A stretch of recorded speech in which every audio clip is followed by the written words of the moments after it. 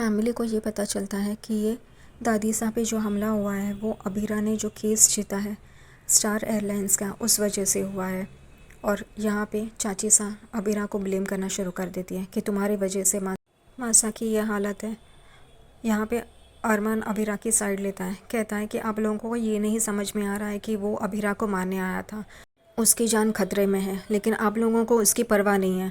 आप लोगों को सिर्फ यही देखना है कि अबीरा को कैसे कोसना है, अबीरा को कैसे गलत ठहराना है। यहाँ पे चाची साहब चिल्लाने शुरू कर देती हैं कि इसके वजह से मेरे मन्नू का केबिन छीन गया। तो अरमान को भी गुस्सा आ जाता है। वो चाची साहब से कहता है अभी भी आप केबिन की ही बात लेके बैठी है, यहाँ पे हम कहाँ खड़े हैं हॉस्पिटल में, ये दादी साहब की जान खतरे में है और आपको केबिन की पड़ी है। हाथ जोड़ के वो चाची सास से कहता है कि आप केबिन रख लीजिए, अबीरा को उसकी ज़रूरत नहीं है और उसकी लालच भी नहीं है।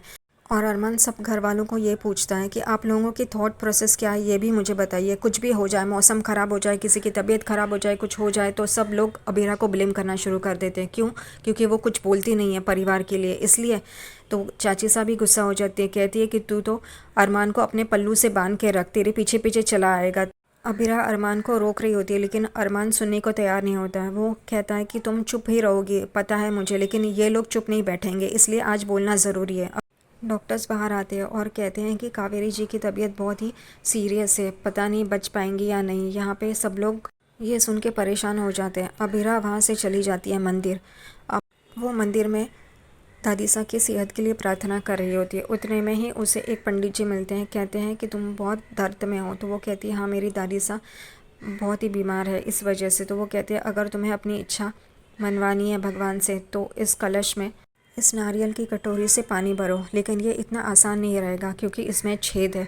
वो कहती है मैं कुछ भी करने के लिए तैयार हूँ। और अबीरा शुरू कर देती है पानी भरना उस कलश में, लेकिन बहुत ही डिफ़िकल्ट रहता है उसके लिए क्योंकि उस नारियल की कटोरी में छेद रहते हैं, पानी गिर रहा होता है, फिर भी वो कोशिश कर रही होती है। और इसी बीच उसको चक्कर भी आ रहे होते हैं और वो चक्कर आके गिरने ही वाली होती है।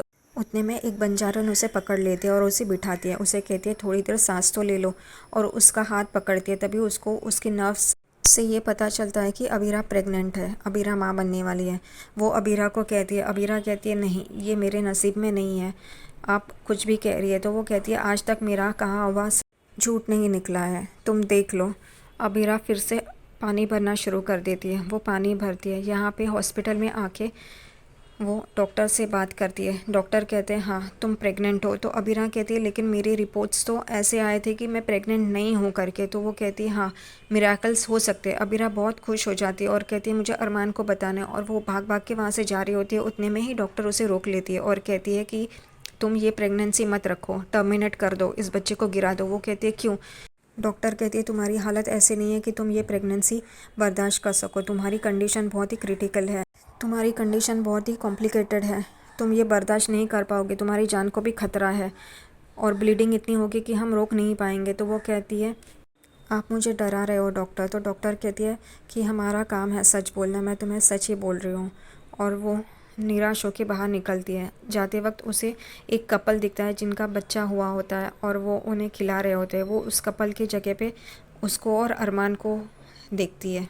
दादी सा की जान अब खतरे से बाहर है, ये सुन के सब लोग खुश हो जाते हैं। अरमान अबीरा को कॉल कर रहा होता है कहाँ पे है करके, लेकिन उसका कॉल नहीं लग रहा होता है। उतने में ही रूही उसके पास आती है और कहती है ये सब कुछ अबीरा की वजह से हुआ है और तुम फिर भी अबीरा अबीरा कर रहे हो। तो वो कहता है कि तुम चुप रहो, तुम्हारा बच्चा होने वाला है इसलिए मैं चुप हूँ, लेकिन तुम्हारे कारनामे नहीं तो मैं सबको बता देता घर वालों को। और वो चुप हो जाती है। अरमान अबीरा को ढूंढने के लिए चला जाता है। यहाँ अबीरा डॉक्टर के केबिन से हताश होकर निकल रही होती है। उतने में उसे मनीष जी मिलते हैं। मनीष जी उसे कहते हैं कि अरे तुम्हें पता है ना कावेरी जी ठीक हो गई है, अब वो खतरे से बाहर है, तुम कहाँ हो, अरमान कब से तुम्हें ढूंढ रहा है। तो वो कहती है मुझे अरमान से बात करनी है करके। और वो बहुत ही निराश होती है। ये देख के मनीष जी को भी बहुत बुरा लगता है, वो सोच में पड़ जाते हैं।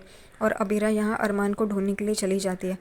वो अरमान को देखती है, एक आदमी से बात करा रहता है जिसका बच्चा हुआ होता है और उसकी बीबी मर जाती है बच्चे को पैदा करने के लिए। और वो उस आदमी को चिल्ला रहा होता है कि तुम ऐसे कैसे कर सकते हो, अपनी बीबी के बारे में नहीं सोचा, उस बेचारे ने तुम्हारे बच्चे को जन्म दिया लेकिन तुम्हें उसकी पड़ी नहीं है, तुमने उसको बचाना चाहिए था। तो वो कहता है कहना आसान है लेकिन तुम्हारे साथ अगर ऐसा होता तो। अरमान कहता है अगर मेरे साथ ऐसा होता तो मैं अबीरा को बचाता, बच्चे को नहीं। ये सब अबीरा सुन रही होती है और वो इमेजिन करना शुरू कर देती है कि अरमान उसके पास आया है और उसको उसकी रिपोर्ट्स मिल गई है। वो खुशी से झूम रहा है और सबको पकड़ पकड़ के कह रहा है मैं बाप बनने वाला हूँ। अबीरा को गले लगाता है और कहता है चलो अब हम सबको बता देते हैं, अब माँ भी गुस्सा नहीं करेंगी, उनको भी पता चल जाएगा तुम माँ बनने वाली हो करके। और उतने में ही अबीरा का ख्वाब टूट जाता है और वो देखती है कि अरमान उसी आदमी से बात कर रहा है। और वो ये सोचती है कि अगर मैंने ये बताया अरमान को कि ये कॉम्प्लिकेशंस है मेरी प्रेगनेंसी में, तो अरमान बच्चा गिराने के लिए कहेगा और मुझे चूज़ करेगा। वो ये कहती है कि अरमान को अब तक उसकी फ़ैमिली नहीं मिली, लेकिन अब उसकी फ़ैमिली मिलेगी उसके बच्चे के साथ।